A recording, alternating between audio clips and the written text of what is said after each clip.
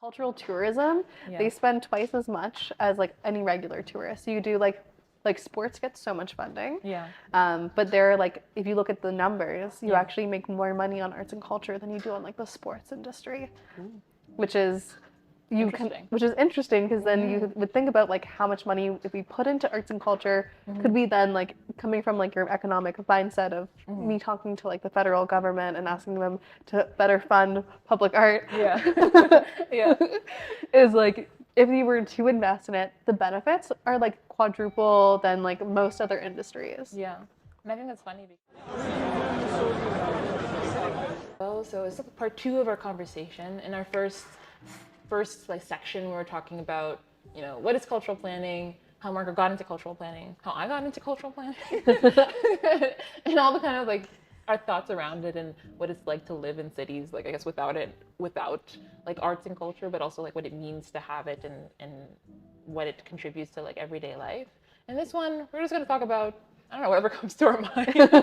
Ultimately, still around this realm of cultural planning and stuff. But I guess my first question to you is thinking about, and we talked about it before, like culture and arts have been critically like underfunded, and like both in like Toronto, Ontario context, but like we're thinking around the world, like it's seen as a nice to have. It's seen as kind of like frivolous, but Yeah.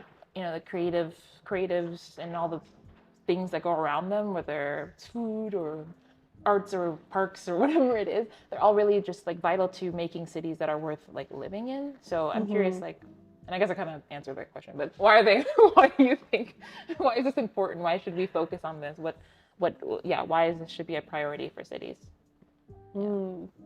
Yeah, I don't think we've like kind of like touched on it, just of like how, like how it supports like economics and like creating like local economies, creating like just interesting places to live. Like like you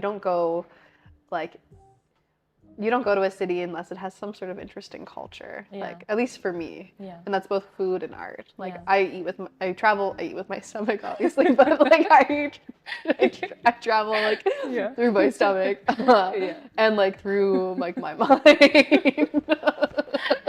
I see what you're saying. I see it. Like you eat with your like you say you eat with your eyes. Like things. You travel with your stomach as well. Yeah. I guess. Yeah, you're a foodie, ultimately. I'm a foodie and I like culture. And an artsy person. And I like to make sure that those are like accessible to everybody because I think that they're like basic human rights. Now I'm getting back to the question at hand. But yeah, like I just like I when I think about like what makes like a good city, you can't exclude it. And so much of my job now is like advocating for like why you should pay for arts and culture. Like not only is it underfunded, it's also like undervalued. So even when you get money for arts and culture, it's not what it's worth. Like what people like pay so much money for like let's say marketing and like that has an immediate impact to them so they can immediately see that benefit. They're like, I spent X amount on marketing and I now have this amount of revenue because my sales went up exactly that much. And that's why when I think arts and culture is seen as a nice to have, it's because they spend less than they do on marketing because they don't value it as much. Even though like the intrinsic value is there, but it's intrinsic. You spend X amount of dollars on arts and culture, and it has so many kind of like trickle down effects. Like you pay artists, your artists then like pay for housing. You then have like people coming through like visitor and like tourism to come and see the artist. So like there's all these different ways of like how it helps, but if you like look at a business's bottom line, they don't see that until maybe 2-3 years down the line. And so it's like kind of like getting people to buy in onto like the long range of like why culture is important, because you don't see the immediate benefits, but then you notice it when it's gone and then it's already too late. And so like there's, I don't know, like a lot of, it's just like I at whole think we need to like pay more for artists and like artwork and like cultural spaces, just because I think that like when you don't have them, you notice the deficit. And then when you do, so many people are like so business minded in like the immediate that they're like, oh, you know, I spent, you know, that much, I spent 100K on that art piece. Like, where are my tenancy sales? Though realizing that like, oh no, wait for like a year from now where people are like coming to that destination, they're coming to see that art piece. It's being talked about, you as like a company or developer being talked about, then you'll start to see the sales, but it's not that immediate. So I think that's why it gets undervalued so quickly. But why it's important is, I feel like there's just so much to it. Like, not only like helping people financially, but you also like get to open your mind up to different, I don't know, so many different emotions. Like it's like healing for people to like live in a space that has arts and culture.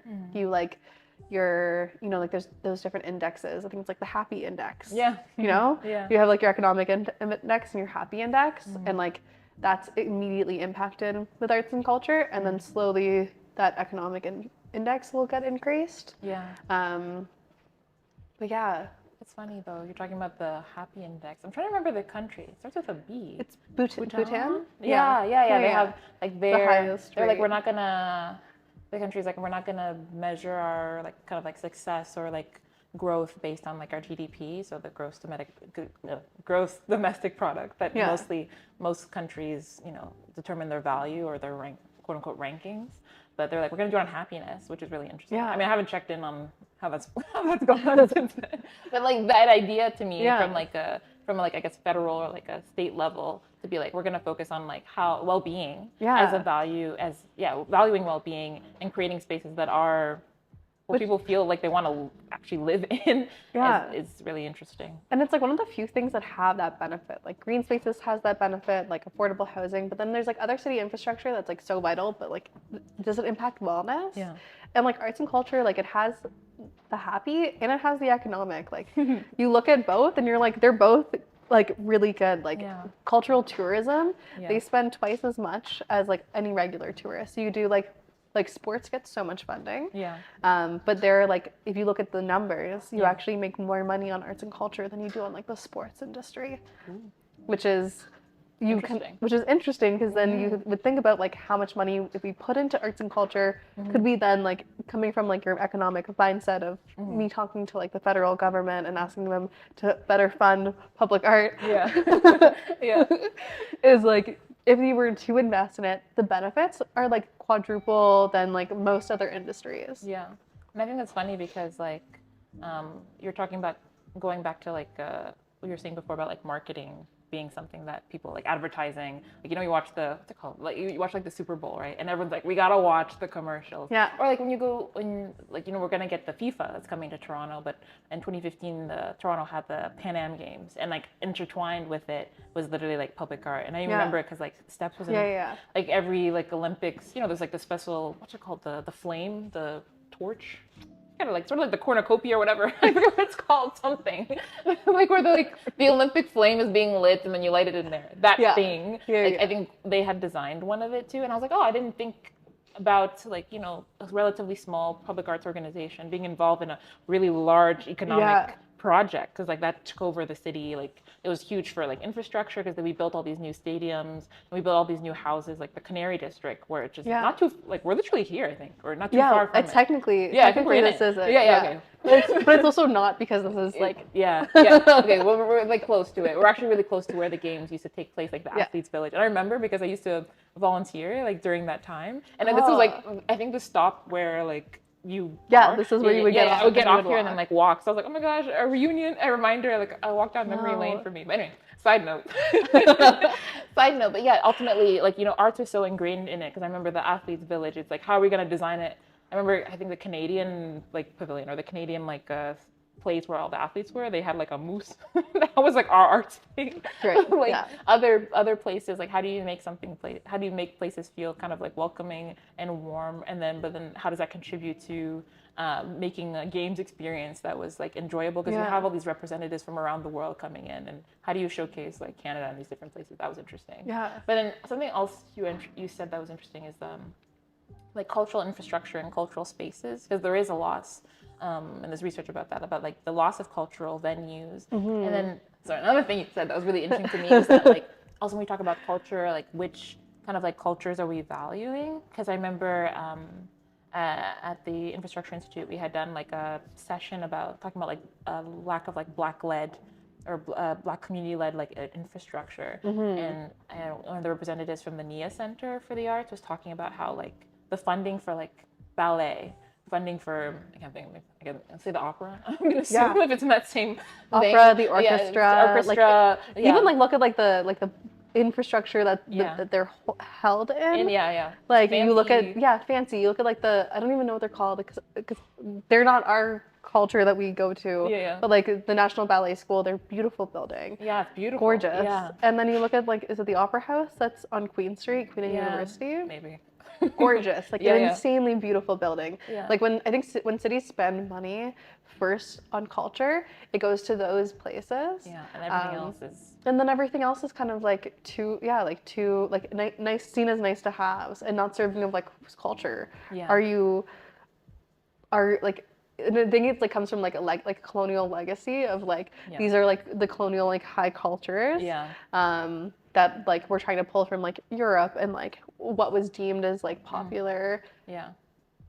Not for like and like they're still important. Like I'm not trying to for sure to I love the ballet. I went once. It was fun. I think I fell asleep. But like why is there such like an inequity in funding? And I don't know. I also have like the answers. It's like those are a lot of like philanthropy, and lots of like their clientele have different money that then go into that.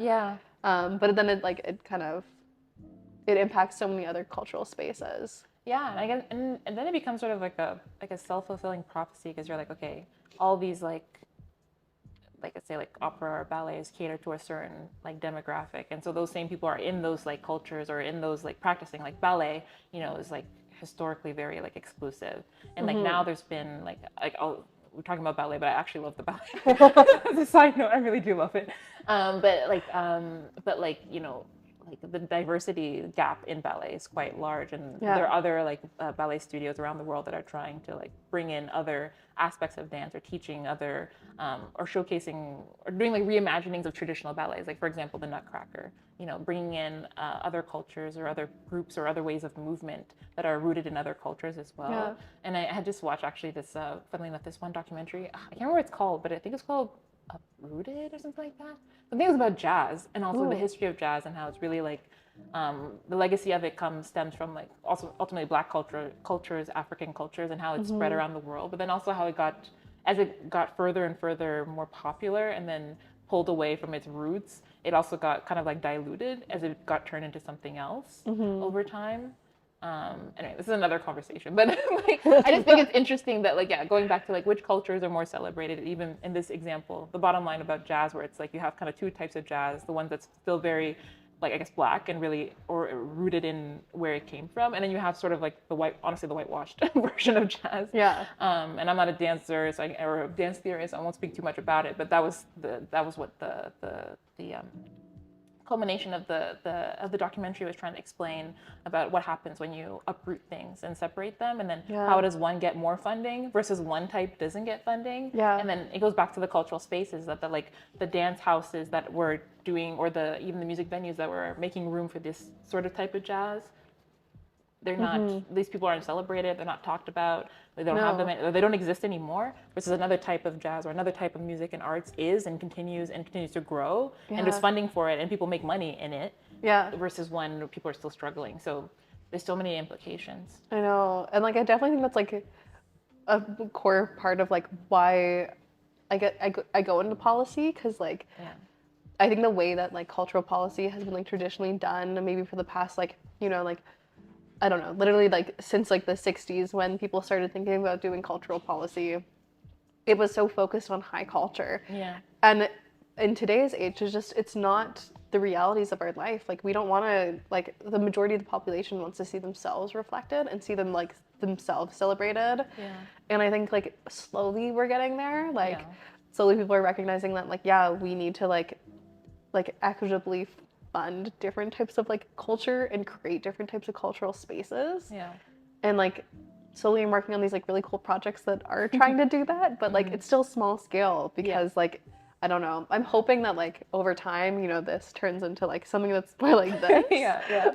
Balance the scales. Yeah. Balances the scale, but yeah, it's like really, it's like upsetting when I think about it. Yeah. And that's what I try to do. But yeah, there's a lot of work to be done, but there's so much talent, and I'm always inspired. There's so many different groups and organizations that are like grassroots are like advocating for themselves and advocating for others like them to like kind of like open those doors. So yeah, let's support them. And I hope like I don't know. I feel like there's also like a new wave of like I don't know, like contemporary becoming really like mainstream and celebrating like local contemporary artists. Yeah. Where like usually like it would like I'm thinking about like the AGO and how they're like building a whole new gallery just for like to celebrate like more like local emerging and like contemporary artists. Oh wow, I didn't know that. That's cool. Yeah. So it's like I think that's like a great shift from like where they used to be even like 10 years ago and what artists they were celebrating then compared to like who they're trying to target now, even with like their current exhibit of like cause, like what audience are they trying to pull, and just like the amount of different kind of like cultural organizations that are completely shifting their like paradigm and mindset to be more like diverse and like equitable. So it's exciting. It's an exciting time. It's like it's hard to think about because there's so much and like there's such disparity, but like there are some like small wins that I'm looking forward to. Yeah, I think that's nice because we've come, I think, a long way. Because I feel like, I mean, going back to like I guess the AGO or like other kind of like institutions in that way, there's a point where they're very like the way we're gonna get people is that to be very like flashy, like very like Instagrammy. Like I remember, like there was like that mirror room, the Kusama room, which was really cool. By the way, not knocking that because I loved it. Now we'll go back again. But there was like a lot of that where it's like, okay, we're gonna bring big names and we're gonna do big things and it's gonna be very thing. But then now this like I guess return to being like, okay, we don't necessarily have to go externally to find all the talent that will bring people in. Like maybe people actually just want to celebrate each other and like their friends. And like the like it's a weird connection to like how our current society and arts and culture is also like reflected in social media. Like the Instagram phase was also kind of like rooted in like Instagram being like the reigning medium of like sharing yourself, and it was all person focused. So like you wanted to share your face to get likes, and like now with TikTok rising, it's like you want to share like your story in like a more grounded way where like you're showing like your true self, and like you see it in like marketing campaigns. Like I'm on TikTok 8 hours a day. And, like my at Starbucks is an ad I always get on my TikTok, but it's just like a girl not like it doesn't seem like a paid actor or like someone who's like maybe like I don't know, not like it's someone who's famous where it's like a full shoot. She's just like filming on her phone with her Starbucks, and it's like so much more grounded. So I feel like overall arts and culture is also getting that to way where like we're celebrating more local and like focusing on like like less Instagrammable and like more meaningful, which is an interesting trend because I think social media is also going that way. No, that's an interesting point. I don't know. I just pulled that out of that was just an observation that I No. I think that was really interesting, and I think it goes back to what we were talking in our like first part of our discussion about like the pandemic and the impact. And like it's hard to, I guess it's kind of easy to see like pre and post pandemic and during the pandemic, but like and talking a bit about that like loneliness crisis, right? That cities are dealing with, and I think we were so isolated, and that created a host of different like mental health issues, but then also like people realizing they're like, I think there were like high divorce rates and all these different things. They're like, I actually don't like who I'm living with. But it caused like an internal reckoning, but maybe also like a societal reckoning in some ways, and in other ways we're still working our way towards figuring these things out. But that in terms of being like, okay, community matters and like being with people matters, but then there's been a nostalgia for those spaces, but then emerging from the pandemic and realizing they're gone. Or some of the things that were created specifically in the pandemic, like all these like different movements, they didn't continue, or they're not the policies or the practices or the spaces aren't available for them to continue. Now that we're quote unquote back to normal. Exactly. I know. I feel like when the term like back to normal was coined, everyone was like, "No, let's not go back to normal," and yet we like still did. Yeah, slowly. Oh, Yeah, they snuck it on us. Fair enough. So I'm curious. So going back, I guess, more to the technicalness of like placemaking and cultural planning is like, I'm curious about like what are the strategies that you use to make sure that the public art things that you're doing are, I guess, rooted in community. Yeah. Yeah.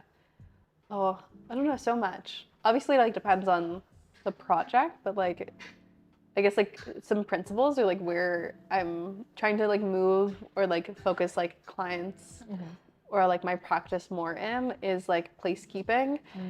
And I feel like I've coined a bit of like my own term around placekeeping than like what I've seen kind of like in the field. Yeah. Or like there's like I think of like placemaking as a whole term. Yeah. And then you have like traditional placemaking. So that's like, you know, you could have like that's like you kind of like going into a parking lot and doing like plaza pops. Yeah. That's like for me placemaking. Maybe that's like placemaking. I don't know if that's a good example from what I'm about to say. Yeah. But like basically you're going into like a space that is like underutilized and you're like trying to create something new to attract new people to that space. And then I like think about like placekeeping where it's like what can we already celebrate in this community? Like who can we already uplift? And like how can we do that in a space that also might be underutilized or like maybe underutilized into the future? So like how do we hold on to like these types of elements of a space? And I think it's like kind of like countering gentrification, or I hope it's countering gentrification in that way, where like in that stream of placemaking, it's totally community, a little more community based than like traditional placemaking. You go in and you ask, what do you need? And in placekeeping, you ask, what do you want to be celebrated? Like what's already here that we can like emphasize and like bring light to. So like that's really the approach that I'm trying to move more towards. Yeah. So like getting away from like art washing and just like pretty things and really more rooted in like how can we like not only bring people into the process of like let's like, you know, identify what your needs are. Let's then create something that like you're then co-creating with and then like end up with something that then you use. But really trying to be like, okay, who are you? What makes you different? What makes you diverse? What makes you like unique? What makes this neighborhood something that like is like so multifaceted? And like how can we then work like alongside you to make sure that that's really celebrated in all aspects? So I find it's like a bit more like an integrated approach, which I find really interesting. Often like placekeeping, like really, I think it's like important to like bring in like local artists if like your artists are your focus, or bring in local businesses, and it's like creating like a mini local ecosystem where like placemaking is new. And we have indigenous placekeeping, which I think is like another like facet where it just like focuses so much more on like not only you, but like the land, the history of the land, the like air, the water, like really taking in traditional knowledge into like your approach to like bringing a new perspective of like understanding a place. I don't know if that's what you were looking for in that answer. But, No, any answer is good. but yeah, like I think like it's constant. And then also in this new job, I used to like I came from like being, you know, community engagement should be at the core of every project. And slowly, as I go through it, I'm like now kind of taking a more critical look at community engagement, because I think when I first started, I was like, oh, community engagement, it needs to happen all the time. And not realizing like how exhausting it is, not only for like it's exhausting for me, but that's not the point. Yeah. It's like exhausting for communities to be constantly engaged. And so a question I've like started to ask myself when I'm doing a project is like, what is like the purpose of this engagement, and like how is it actually going to change what I'm going to do? Because a lot of the time I found that I was engaging and sometimes you don't use what people say, and it's like, why did I ask them? Why did they spend time and energy to answer something that like I'm not even, it's not going to impact the core of this project. So I'm trying to be a little bit more thoughtful about like, how do you when and how should you engage by asking those questions, and then making sure that engagement is like either easy, like really easy to do, like you meet me and I'm on your street corner and I'm like, you got 1 minute to talk, I want to ask you this really specific question and like let's chat about it. Really like having that like interface, or like make it fun, you know, like get people to like play and like make something visual on the, like still out in like a public space, or like a fun survey that's not 20 pages long. I don't know. No, I think, and it's funny, I've been thinking a lot about community engagement lately, so I'm on that same wavelength as you, where I'm just like, okay, how do you design these process, like it's important obviously because we need, I think,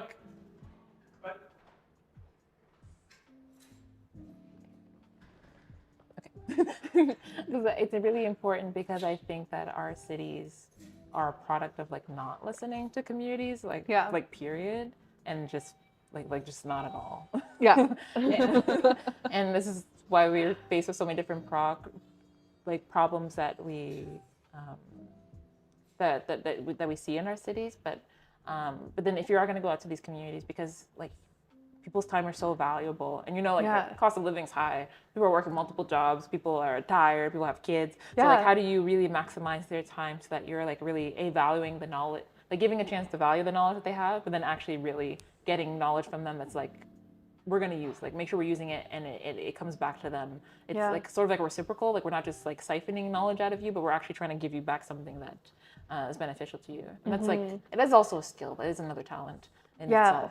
And I feel like because because I feel like there was no community engagement for so long, and because the world we live in is, you know, like so heavily impacted by that, that there was then like this like surge of community engagement where it's like, oh, you have this like statutory meeting, but like it's important, but like you have a statutory meeting, but you don't have any like obligation to like really integrate that feedback. So I don't know. I definitely like just being more thoughtful and like strategic about what to ask and how to ask it is like a big kind of like way that I'm trying to like reframe it. I guess that goes back to like, if you're going to ask questions, like what are the actions associated with them, and then just being really clear with that, because like I mean, like my personal, like we do like a thesis for like our program, and then mine was really looking at like social procurement, and then for context, social procurement is like basically like the city or like the city essentially like sets aside or can set aside a certain percentage of like contracts or like kind of like business opportunities to support like smaller businesses. It could be like diverse owned businesses. It has a number of different umbrella of like sort of businesses that they can support. But anyway, so that's like social procurement in 2.5 seconds. More to come on that another day. But anyway, but a lot of the critiques were like, okay, people have all these measurements and you pull all these stats, but then, or actually some cities don't actually pull any stats, so they don't actually know what's going on. But then if they do pull the stats, there's no action items associated with it. We're like, okay, we know we're supporting this many people, and we know we have this issue, but now what? And then and they're like, I don't know. You know, and so you need some sort of action like associated with it. But anyway, that's the whole realm of community engagement is an interesting practice and field. It's a whole course. I had to take that. I didn't even have to take. There was no community engagement course that I had to take, which sucked, and that's why I made my own. But I feel like you're learning. I mean, we came to the same conclusion, so I think we're learning. I'll came to the same place. But I guess I'm curious then, from your perspective about community engagement, what sort of strategies do you? What kind of strategies are you thinking of to make it more meaningful or more intentional? I think there's like a few strategies that I like to do. The first is like, I'm a big fan of like I mentioned before, like rather than getting people to come to you, like I go out to people.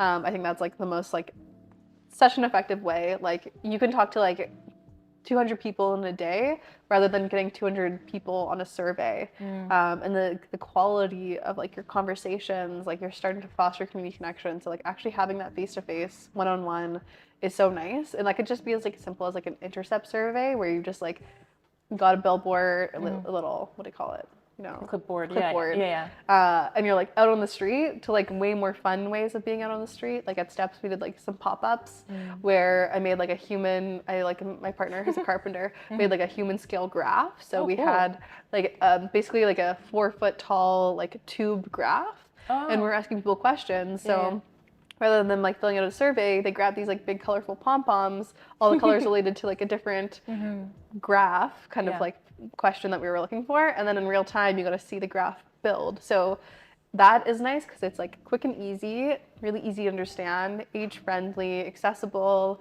It was like at a height where like even someone who's using a mobility device could still use it.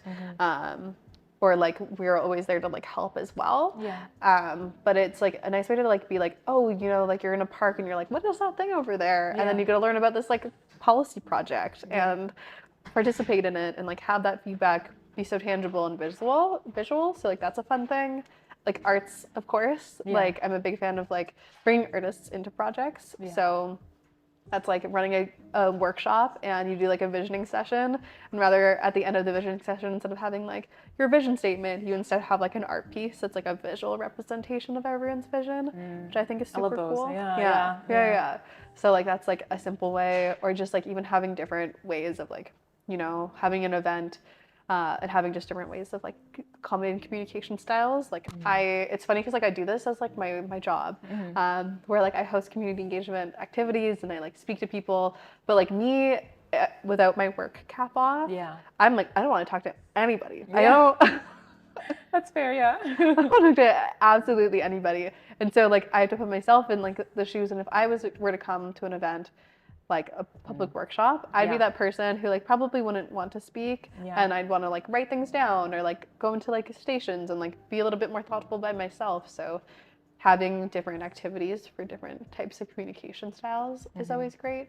Also like using your local, like using like pre-created social networks, like why create your own when you can go to people who are already known in their community and already have such a wide range of like communication, that like you can just lean on them to like be champions and like deliver your project or like information to like those people who are directly like connected.